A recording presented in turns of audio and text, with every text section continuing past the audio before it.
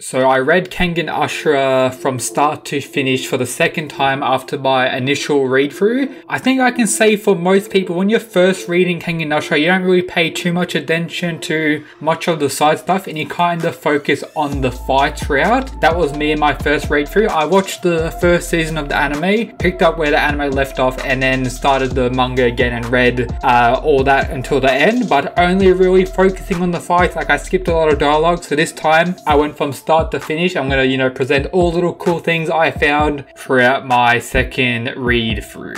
My goal for 2020 was to reach 10,000 subscribers here on YouTube, so be a mad lad and subscribe alongside these other cool things. Now, enjoy the video. We have a few panels early on in Kengan Ashura foreshadowing Yamashita's superior vision or eye ability. We've got Nogi saying the following: "Haha, you sure have a good eye for detail, Mr. Yamashita. I knew I saw something in you." And then we got later on when the tournament was about to begin from his drunk friend: "Well, I'll be damned. You really do have a good eye, don't you?" So there's some little cool eye things I noticed on the early parts of Kengan once reading again. We got Wakatsuki's first introduction with this art style. As we know, the art style switched about midway through the Annihilation tournament to, top tier art from this, but the early parts still looked pretty decent. But yeah, this is the first introduction of Wakatsuki, looking quite homeless. And speaking about homeless, we got the first introduction of Kuroki Gensai. Look at that scuffed beard, scuffed hair. This is this scuffed Kuroki Gensai when he was first introduced. We got Misasa when he was first introduced as well, looking like an emo angry boy. Still pretty cool, but we didn't get to see much of Misasa. I was kind of looking for a lot of important details regarding the extermination horse, in particular Misa, because as we know, we recently got his fight in Kengan Omega stomping the Six Fangs. So I wanted to see if there was anything I missed. There wasn't very much, but yeah, that's the first introduction of Misasa. We got Wakatsuki's sheer raw strength getting shown before the tournament even starts with this insane power there, and of course in the Kengan Zero chapters as well, which I also read. We got a Nico style diagram representing Oma's abilities with the Nico style, with him being maxed out for redirection and flame kata, and not as good as water and adamante kata. So that was pretty cool to see. I was also able to find what the tattoo on Retsudo's face means. This is what it says: the tattoo on his face is an infinite translation of "wish upon the fist" into Hebrew. So that's Retsudo's tattoo on his face. That's what it means, and that's what the authors decided to go for it. We also have this interesting panel describing Kanogito before he was officially revealed. The strongest fighter in the history of the Kengan matches, or so they say, and that was talking about Kanogito. Pretty cool to think about whether Kanogito was actually the strongest Fang there ever was with this statement here, but all they say so who knows, we can't really tell. We got Oma realizing Okubo's strength before he even had his battle, and that he was above Rito, Canada, and Himuro. Pretty cool to see. We got gender bent cast when they were first introduced. We got Kuroki, Banda, Rito, Julius. There's some curved stuff, a better gender bent version of everyone later on in the story, which is, always top tier to see, and gotta love those chapters. We have some information about the Kure clan, in particular Kure Ryan. As a product of 1,300 years of selective breeding, their physical ability are far beyond the bounds of modern man in every way. Take pain and demi-tolerance for instance. They are able to endure deep wounds due to their physical resilience and their abnormal levels of 20 kinds of endorphins. The other fighters who pride themselves on their resilience, those who have acquired power, showing Segabahashi and Sorpang, but the Kure clan are born with a resilience that exceeds human limits. So that's maybe implying that Ryan's resilience is above Segabahashi and Sorpang. 1,300 years is more than enough time for evolution to kick in. You could call the Kure clan a new species of humans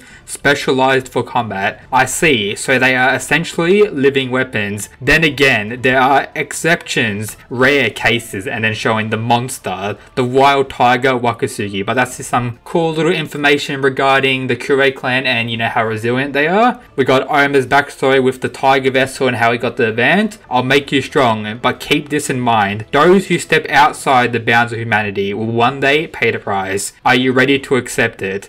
We got some information here talking about how the advance or the possessing spirit was originally developed to rival the Kure clan's removal. Pretty cool. Time's up. Your body already begun to collapse. I'm disappointed in Yoma. It would seem that you are not the Tiger Vessel after all. Some interesting stuff relating to the Tiger Vessel. Always need to learn more about that. We got Mutaba talking about the Julius vs Wakatsuki fight, saying the following: I don't know which one is stronger, but Julius is easier to kill. There are all too many ways to trap a meathead like him. Some pretty cool information. We got the Wakatsuki flashback where it doesn't really show whether he actually did any damage to Kanagito in the initial fight whenever it was. We have Kure Ryan using some Kure clan techniques that don't have a name. We got him destroying some guardians. I haven't used these techniques since I learnt them. I'm so fucking rusty. Pretty cool, pretty cool.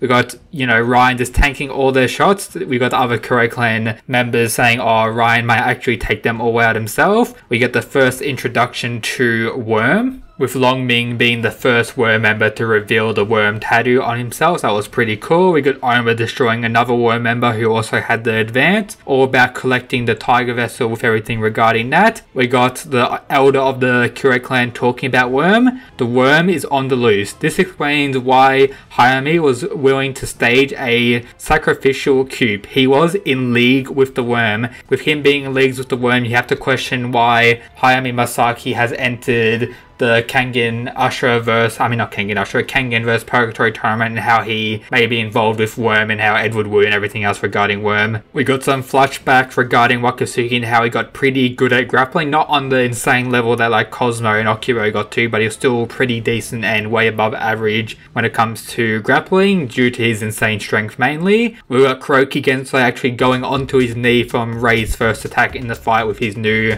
super speed and everything regarding that. We got Canada saying that Kuroki has the pinnacle of foresight when he was fighting Rei. We got Hatsumi saying that Kanagito is all healed up and that Gyaolang didn't really do any permanent damage to Kanagito in their fight. The reveal that the person calling himself the real Tokita Nico was the person who had given Oma the advance, so dealing with Worm most likely. We gotta confirm that when Oma's memories returned, he gained more speed as well, with Kiryu saying the following: I thought I had a slight edge over him in speed. Has Oma gotten even faster? And then the final few things I saved that was pretty cool to notice later on was in, the final couple chapters. Kiryu Setuna escaping from prison with this massive hole in the wall, most likely from the Rakushosha palm technique that he used. We got Edward Wu telling the Tiger Vessel or explaining that Longming, who the Tiger Vessel ended up killing to, stop them from talking, was around equal in strength to him, but it could be argued the Tiger Vessel was stronger because he did kill him when they had their battle, but we don't know. And yeah, that's pretty much everything I saved from rereading Kengan Ashura from start to end. Hope you enjoyed today's video. Hopefully you learned something cool. Let me know your thoughts down in the comments, and yep, that's it guys. Peace.